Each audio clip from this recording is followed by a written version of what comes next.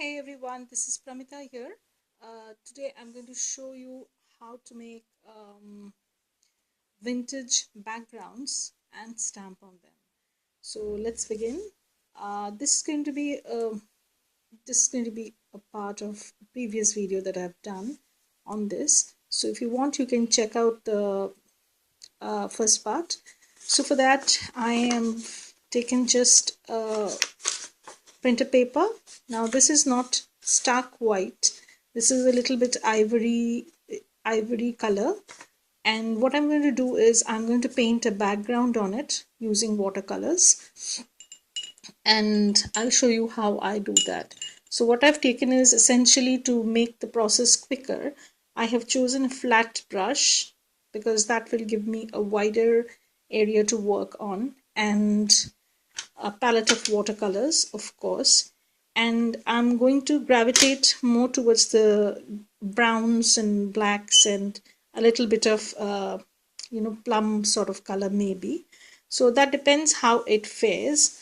Like if it's looking too dull, then maybe I'm going to use a little bit of red.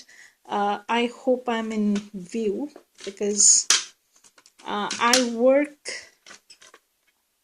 Yeah, so let me show you how I'm going to do this. So first I'm going to take, now this is a 100 GSM paper. It's a pretty thick printer paper.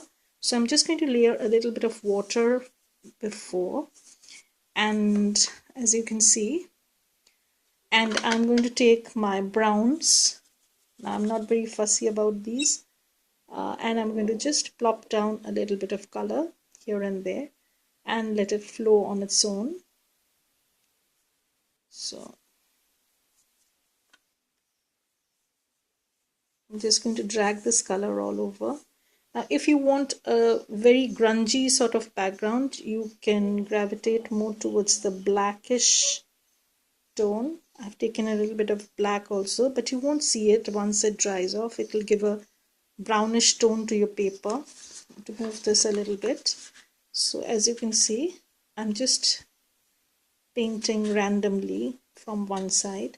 Now you don't have to be very particular about it because at the end of the day you're going to stamp over it once it dries off totally, because otherwise stamping will not work. So what I've done is I've basically painted over the empty space. Now if you find that it's getting a little bit dull, you want a little bit reddish tint, you can add a little bit of plum red sort of color.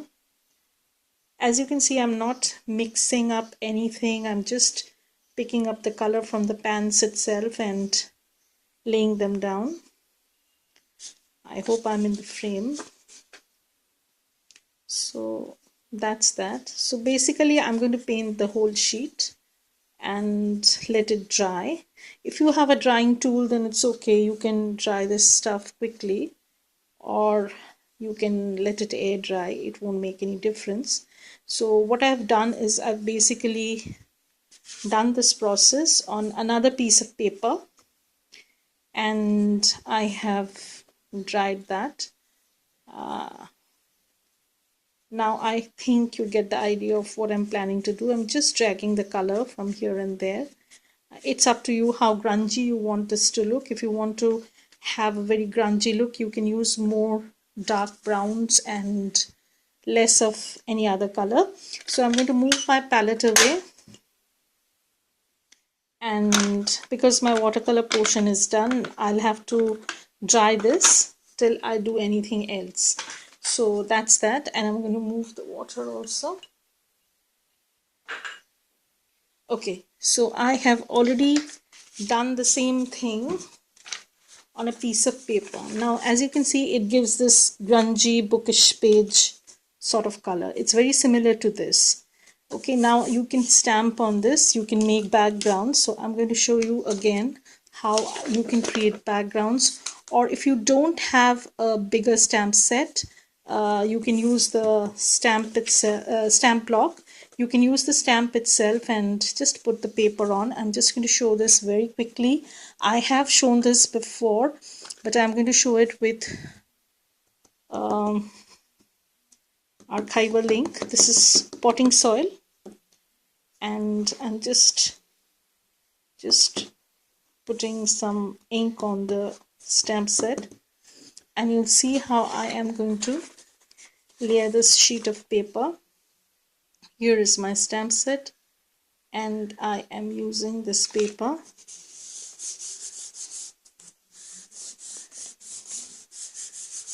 You can create your own pattern paper sort of thing using these kind of stamp sets, and these are awesome to work with. I'll show you how it has come out. Yeah, so it has come out like so. You can see how beautiful it looks. Now I'm going to complete this portion, so I'm going to cover this up and use it once more. So I'm going to do it like so. You can see how it has come out.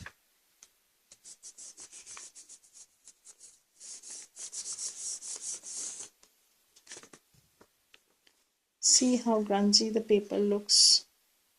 And now you have a cool background for your journals, or you can make covers. You can do whatever with it. This is a 100 GSM thick quality printer paper, and it's very good for watercolors. That's what I generally use in my journals, because I do a lot of watercolors on my journals also. So that's how you can create a vintage background, and then you can stamp on it, create more grungy looking vintagey background. So that's one of the things. And the second is, of course, you can use your scraps. Like I am going to show how I'm going to use up my scraps. Like I have a tiny scrap like this, I have some scraps like this, and something like this. Now this is not vintagey looking, but you can make it work, and that's what I'm going to show you basically. So I have some teeny scraps of paper like this. So if you don't have a stamp block with you and you want to stamp some items, so what you can do is I have a piece of set square actually, and that helps me a lot. I'll show you how. This is a stamp, this is not a stamp block, this is a set square. It's a pretty large acrylic set square, and what I do is I often line up the stuff that I want to use for stamping, and then stamp them at one go. Because it's a bit large one, I can do a lot of stamping at once. So I am going to stamp on this paper. So what I'm going to do is I have this side, I can use this. So I'm going to use this side. So it's pretty big and I can use a number of stamps on it. So what I'm going to do is I am going to use this stamp set. These are all from our atelier. I will leave a link to the shop below. So if you want, you can go check it out. So I'm going to use some stamp set from here. Suppose I'm going to use this one. So I'm going to take this, okay, and I am going to see where I'm going to lay this up. Basically, this is going to be too big, so I'm going to put it over here. Yeah, and I'm going to lay this set square sort of thing. I have all kinds of unconventional methods, so if you don't like things like this, then you will be shocked to see what I usually do. And so this is how I'm going to ink up my stamp set, and you'll see how I stamp on these. So that's that, and this is my scrap paper. So I'm going to put this over here and stamp. Now this being pretty large and thin, it gives me a little bit more control over the stamps than the stamp sets. So it's like so.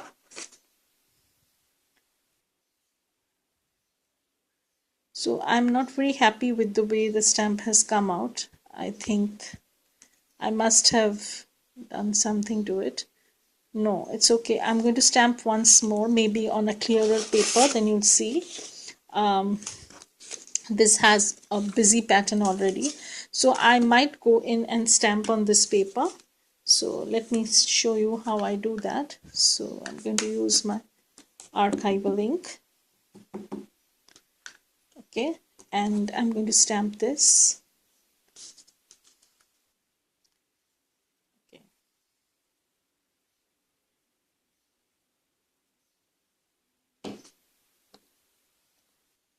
So I'm going to press this.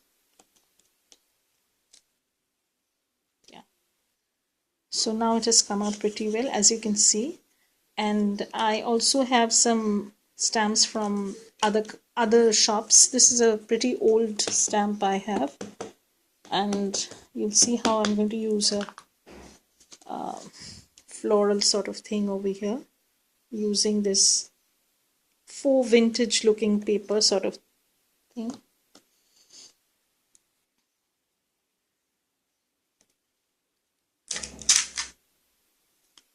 I don't know, it's not coming out too well, so maybe I'll have to do it with something else. So I don't bother when it's not coming out too well, because I know I can obviously use this in some other way. Maybe use it in a background of sorts, or to use something as a layer. So I generally don't bother too much. So it is not coming out too well. I don't know. I need to clean the stamp maybe a little bit. So we'll do that. And I'm going to show you another stamp set, another stamp. So I have this tagged stamp from the stamp set that I've been using this. This is this stamp set is pretty versatile. Like if you want to make tags and stuff like that, you can use them and cut them out. I want to be in the frame, so you can make your tags and cut them out.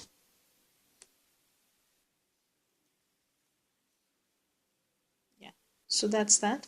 As you can see, it's come out pretty well. Now you can cut this tag up and you can layer that with something else. You can like I have stamped out a bunch of small images, like you can add them as a layer out here, or you can write some sentiment in it. So that's going to be one of the stuff. Or you can write, like, something. Let me see if I can use something. So I have the stamp set and I have a small flourish sort of thing out here. I can use this. So I'm going to ink this up and use it as a flourish at the bottom. See how it has come out. So you can keep on adding and layering stuff even in your stamp set and maximize that. So you can cut this out, you can punch a hole and then tie a ribbon to it. So this is going to be a shipping tag sort of thing. So these are some of the ideas that you can make your vintage looking ephemera. I usually use up most of my scraps instead of stamping on a brand new page, because I find that way you can use up more and more of your scraps, tinier, smaller bits. If you are not a person big on layering, then you can use them as an ephemera. So that's one of the things that I have learned. And since I am a self-proclaimed non-stamper, I find using stamps in this way is more to my style than stamping on the page itself. So give it a try and see how it works out. If you like this video, then please give it a thumbs up. And if you want to see more of such videos, then please subscribe to my channel. Thank you. Bye.